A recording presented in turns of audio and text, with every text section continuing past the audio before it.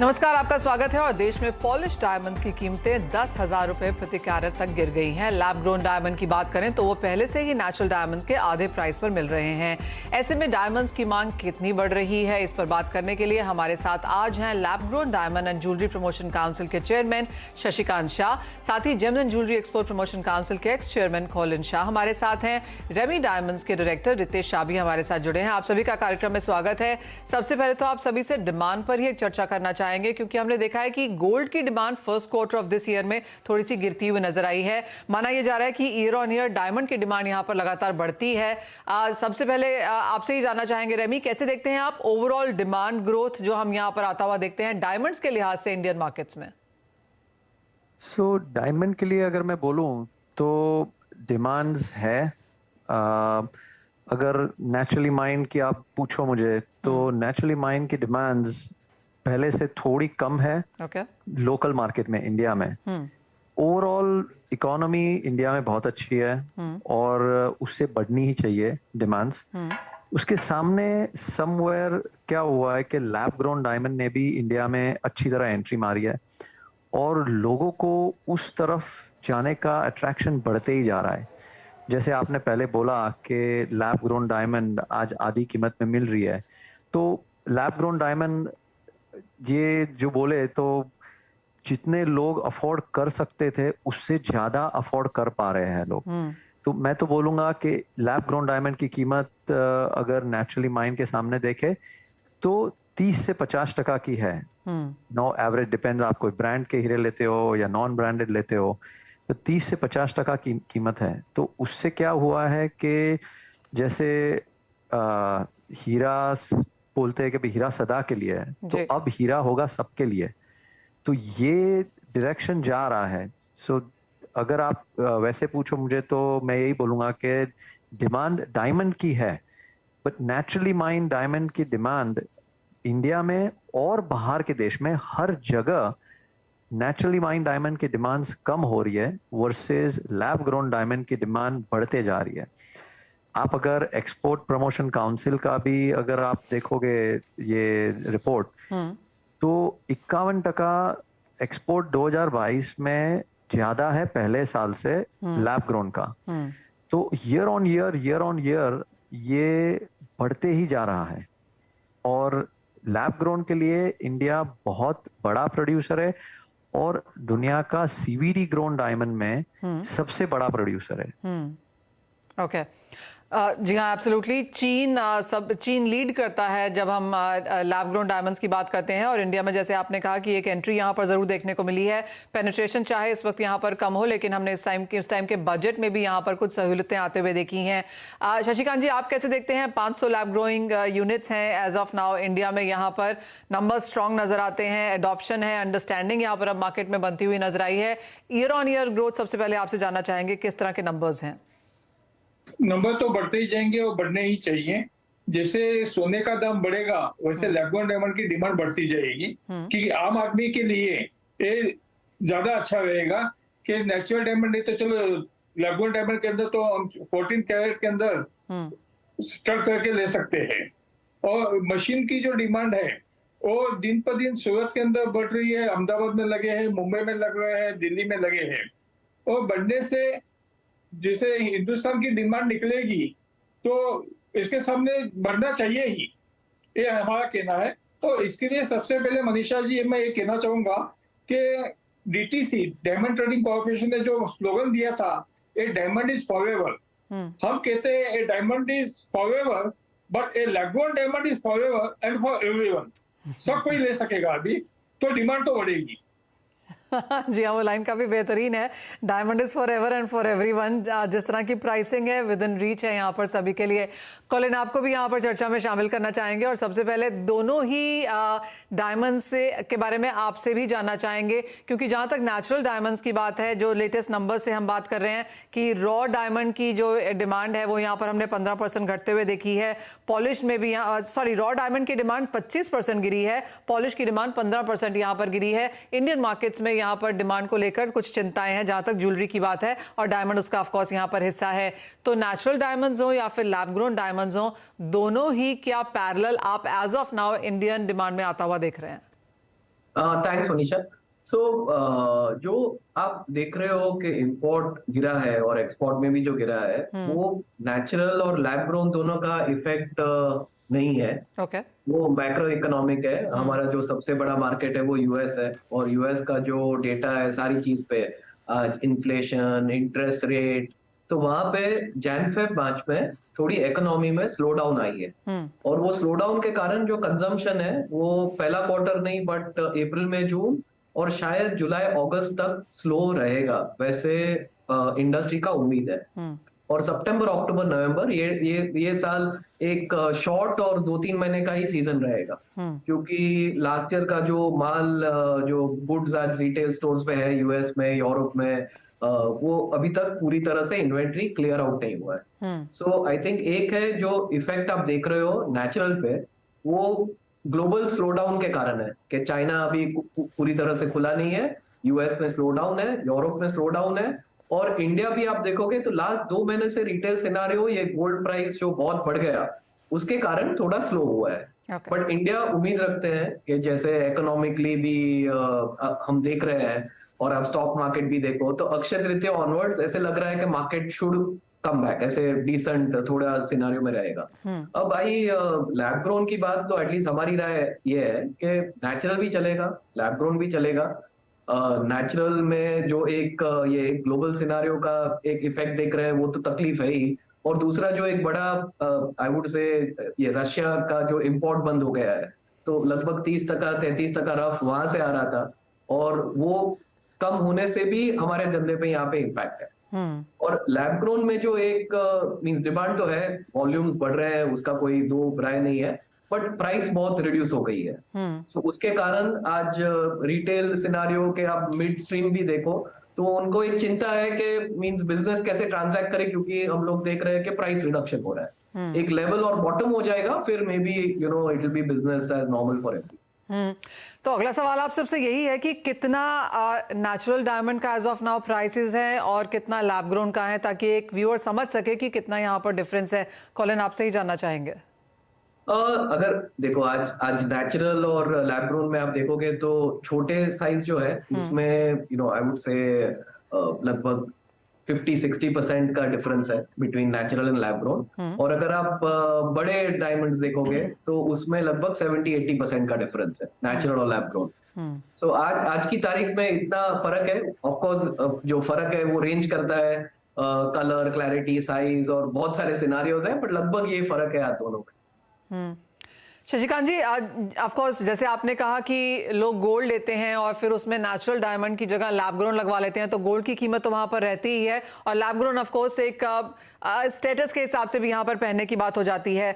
As of now जिस तरह की डिमांड देखने को मिली है, और जैसे आपने कहा कि नंबर्स यहाँ पर ग्रो होते हुए नजर आए हैं, अगर एक आंकड़ा लेना हो तो हमें याद है कि 21 से 22 में एक बहुत बड़ा ग्रोथ देखने को मिला था। अब 22 से 23 अगर हम यहाँ पर आता हुआ देखें तो कैसे देखते हैं आप पिछला साल? प्रोडक्शन डबल होगा, डिमांड बढ़ेगी। आज इंडिया के अंदर 5 या 6 ब्रांड ही बिक रहे हैं, जो आते आते 16 से 20 ब्रांड बिकेगी। बड़े बड़े लोग भी इसके अंदर आने लगे, बड़े बड़े ज्वेलर्स भी। दानाबाई ज्वेलर्स मीनावाला ने भी अभी इंट्रोड्यूस कर दिया है B2C के अंदर। तो एक डिमांड जैसे जैसे एंड यूजर के पास जाएगी वो बढ़ते ही जाएगा। सबसे पहली बात जी मनीषा जी मैं बताऊंगा कि बहुत बहुत धन्यवाद हमारे सूरत के काठियावाड़ी भाइयों को, जिन्होंने 20 साल से जो मेहनत की, आज उनकी मेहनत का फायदा उनको मिलेगा। कि अभी तक कच्चा माल लेने के लिए इंटरव्यू जाना पड़ता था, बैंक के पास जाना पड़ता था, डीटीसी के पास जाना पड़ता था। अभी तो हमारे देश में हमारे घर के अंदर इनकी फैक्ट्री लग गई है।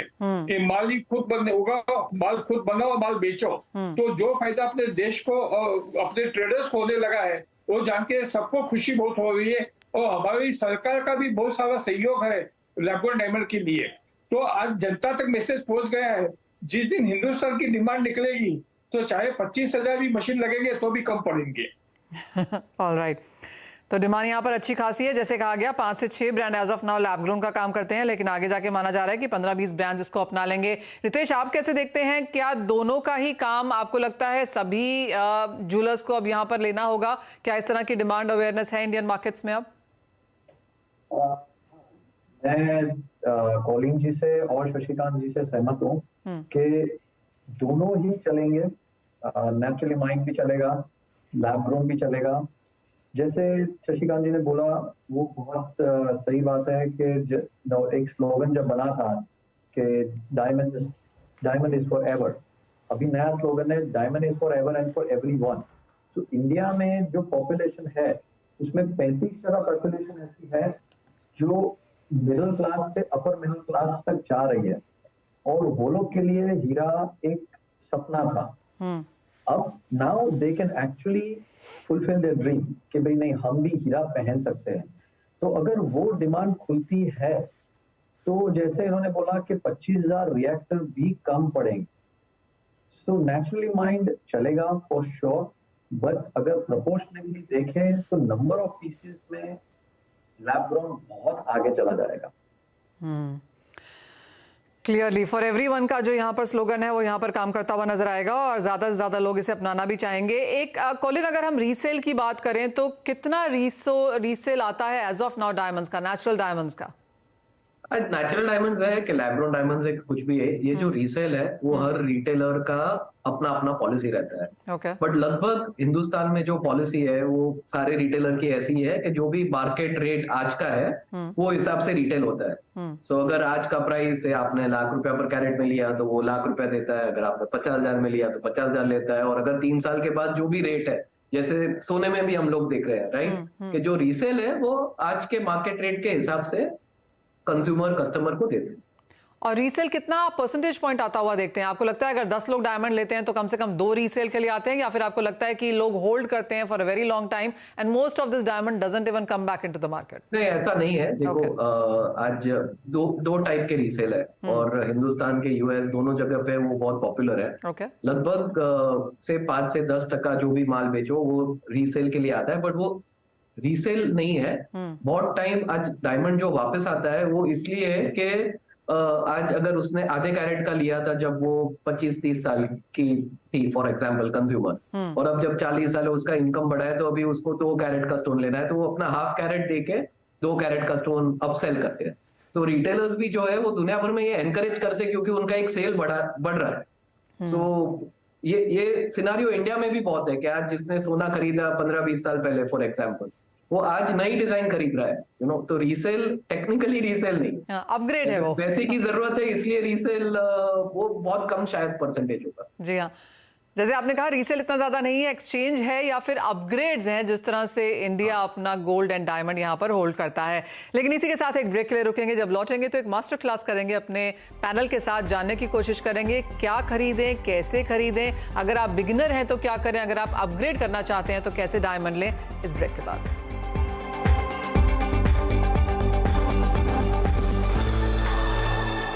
आपका स्वागत है। और डायमंड की डिमांड तो है ही, फिर चाहे वो नेचुरल है या लैब ग्रोन है, लेकिन काफ़ी सारे लोग ये जानना चाहते हैं कि कौन सा डायमंड एक इन्वेस्टमेंट के तौर पे लेना चाहिए। जैसे कहा गया कि ज़्यादातर लोग यहाँ पर बेचते नहीं हैं, एक्सचेंज करते हैं, अपग्रेड करते हैं, तो क्लियरली एक एस्पायरिंग मार्केट तो है ही और एक नीश हाई मार्केट भी है जिनके पास जो लोग काफ़ी समय से डायमंड होल्ड भी करते हैं। यहाँ पर सबसे पहले आपसे ये सवाल है रितेश, अगर किसी को कोई एस्पिरेंट है, कोई मिलेनियल है, यहाँ पर डायमंड लेना चाहता है, 10, 20, 30 सेंट से यहाँ पर शुरुआत करना चाहता है, क्या राय देंगे आप? तो 10, 20, 30 सेंट्स अगर उसको नेचुरली माइंड चाहिए तो नेचुरली माइंड लेना चाहिए, लेकिन उसके सामने वही वैल्यू में उसको लैब ग्रोन का 70-80 सेंट्स से 1 कैरेट तक का स्टोन मिल सकता है, शायद थोड़ा बजट ज्यादा हो, लेकिन उसके पास दोनों ही चॉइस रहेगी, उसको दोनों ही देखना चाहिए, दोनों ही को कंपेयर करना चाहिए।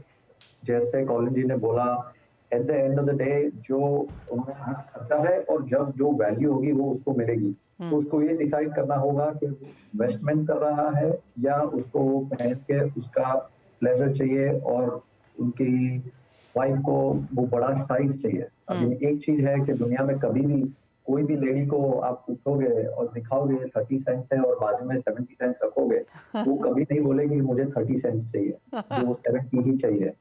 So it's like every women around the world wants a bigger diamond. When they walk out, तो वो लोग हमेशा कि भाई मैं ये शायद बड़ा ले सकती हूँ। और हम लोग ने ये चीज यूएस में एक्सपीरियंस किया है एज ऑल्टर। सो हम मेरा कहना यही है कि उन लोग को चॉइस देखनी ही चाहिए, रिटेलर से पूछना ही चाहिए कि मुझे ये दिखाओ, यही वैल्यू में जो भी बजट हो, और वो बजट के अराउंड मुझे लैब ग्रोन दिखाओ और मैं अपना डिसीजन लूं। ये मेरी राय है। क्लियरली एक चेंजिंग मार्केट है। बस एक चीज से आपसे इत्तेफाक नहीं है कि I have seen main also wearing बड़े बड़े डायमंड्स आजकल, और वाइफ्स ही क्यों, फ्रेंड्स हैं, मिलेनियल्स हैं, सेल्फ बाइंग विमेन भी हैं आजकल जो अपनी डायमंड्स खुद खरीदती हैं।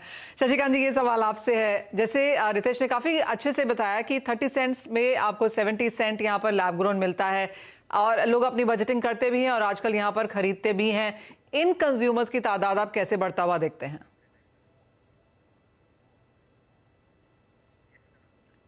शशिकांत जी, कैसे देखते हैं आप पेनिट्रेशन लैब ग्रोन का, और क्या ध्यान में रखना चाहिए लेते हुए? पेनिट्रेशन तो दिन पर दिन बढ़ते जाएगा। जैसे अभी अपने बजट के अंदर वित्त मंत्री निर्मला सीतारामन जी ने जो अनाउंसमेंट किया, लैब ग्रोन डायमंड, तो इंडिविजुअल को लगा कि भाई ये डायमंड लेने जैसा है, ये टेक्नोलॉजी डायमंड है। अभी जब वो ज्वेलर्स के पास जाएंगी, कोई भी बड़े ज्वेलर्स के पास, तो पहले डिमांड करेगी मेरे को लैब ग्रोन डायमंड दिखाओ। लेटर देख रहे कि विद सर्टिफिकेट देना है, करेक्ट, जिसके अंदर नेचुरल डायमंड का सर्टिफिकेट होता है व्हाइट कलर का, लैब ग्रोन डायमंड का सर्टिफिकेट में होता है येलो कलर। इतनी जानकारी भी लेके जाए तो इसके अंदर कोई तकलीफ नहीं होगी, कोई चीटिंग नहीं होगी। और नेचुरल डायमंड लेने की लेडीज जो है, जैसे कोलिन ने बताया, 45 के ऊपर की जो लेडीज है वो नेचुरल डायमंड पे जाएगी, बड़े साइज पे जाएंगी। लेकिन आज की जो फैशनेबल लेडी है 18 साल से लेके 36 साल तक की, वो तो लैब ग्रोन डायमंड ही मांगेगी, क्योंकि उसको 10 साल के बाद वापस अपग्रेड करना है। और इसमें बायबैक क्या बात ही नहीं है, क्योंकि इसके अंदर एक्सचेंज होगा, अपग्रेड होगा। और कोलिन ने बहुत सही बताया है, और उनकी बात को मैं सहमत हूँ। तो कोलिन, आपसे ये भी जानना चाहेंगे कि अगर कोई नया बायर है तो उनको एज ऑफ नाउ दिमाग में क्या रखना चाहिए? Of course we understand certification होना चाहिए, बिल्स होना चाहिए। आजकल काफी सारे सर्टिफिकेशंस गोल्ड ज्वेलरी और बाकियों के लिए भी यहाँ पर निकल के आए हैं, लेकिन क्या राय देंगे आप, जिस तरह की मार्केट है और जिस तरह का प्राइस एप्रिसिएशन हमने आता हुआ देखा है, कैसे देखते हैं आप मार्केट? जैसे आपने पूछा, एक है 10-20 सेंट 30 सेंट का अगर बायर है और वो पहली बार ले रहा है, तो लगभग जो बायर आज हम देख रहे हैं ग्लोबली और इंडिया में खास, वो पहले देख रहा है डिजाइन। वो इंग्रेडिएंट शायद नहीं देख रहा है कि नेचुरल है, लैब ग्रोन है, जेमस्टोन है, क्या है। वो डिजाइन देख रहा है, कोई ब्रांड एडवर्टाइज प्रमोट कर रहा है, जैसे कि आज कोई भी आप इंडिया में बड़े रिटेलर ले लो, कि ऑनलाइन स्टोर्स देख लो। सो वो डिजाइन देके आई थिंक आकर्षक होता है और फिर उसको खरीद रहा है, राइट। और ये फिर बाद में शायद पूछ रहा है कि इसके अंदर क्या है, नेचुरल है, लैब ग्रोन है, स्वारोस्की क्रिस्टल भी बिक रहा है, यू नो। सो वो एक अलग बात हो गई। अब जब आता है आई थिंक इमोशनल और से हाई वैल्यू परचेस, ओके, शादी के लिए अगर कोई फादर अपने बेटी को दे रहा है कि आप बड़ा स्टोन ले रहे हो जिसपे आप इन्वेस्टमेंट कर रहे हो, आप 50 लाख 1 करोड़ 2 करोड़ की वैल्यू डाल रहे हो, तो उसमें शायद मेरा ऐसे मानना है कि वो परचेस नेचुरली रहेगा, बिकॉज उसमें एक स्टोर ऑफ वैल्यू है और लॉन्ग टर्म आपका पैसा से सिक्योर है और इन्वेस्टमेंट अप्रिसिएशन भी होगा। और जब आप से आपको आज 2 कैरेट का स्टड पहनना है, फॉर एग्जांपल, के 3 कैरेट का स्टड पहनना है, आपको अलग अलग शेप में लेना है, जैसे कि हम देख रहे हैं, तो उसमें आई थिंक जो बिजनेस है और जो कंज्यूमर है वो लैब ग्रोन ले सकता है, बिकॉज उसमें बहुत सोचना नहीं है। आज अगर नेचुरल लेना है तो उसमें बहुत पैसे लगते हैं, लैब ग्रोन में आप सारे शेप लग सकते हैं। और हम लोग लैब ग्रोन में जो ट्रेंड भी देख रहे हैं, तो लगभग 70-80% फैंसी डायमंड बिक रहे हैं, बिकॉज उसमें इतना कंज्यूमर शायद सोच नहीं रहा है कि ये रह गया। आज ट्रैवल डेस्टिनेशन वेडिंग्स बहुत बड़ी चीज हो गई है, तो वहां आप ज्वेलरी लेके गए तो आपको सोचना नहीं है कि इसको कैसे डिक्लेयर करो और क्या करो। सो आई थिंक मार्केट ऐसे अलग तरह से सेगमेंट हो रहा है दुनिया भर में। एब्सोल्युटली। अगर एंट्री लेवल फैशन ज्वेलरी आप डिजाइन देख के लो, इन्वेस्टमेंट है नेचुरल लो, और अगर आपको ट्रेंडी चाहिए तो लैपटॉप। एब्सोल्युटली। और जैसे आपने कहा, चाहे design, size, brand, certification, budget, काफी सारी चीजें हैं जो एक कंज्यूमर देखता है जब वो डायमंड खरीदता है, फिर चाहे वो नेचुरल है या फिर लैब ग्रोन है। बहुत शुक्रिया रितेश जी, कॉलिन जी, शशिकांत जी, आप सभी का साथ जोड़ने के लिए और वो एक मास्टर क्लास हमारे व्यूअर्स के लिए समझाने के लिए। इसी के साथ मुझे भी दीजिए इजाजत, लेकिन ब्रेक के बाद लेकर आएंगे आवाज समाचार।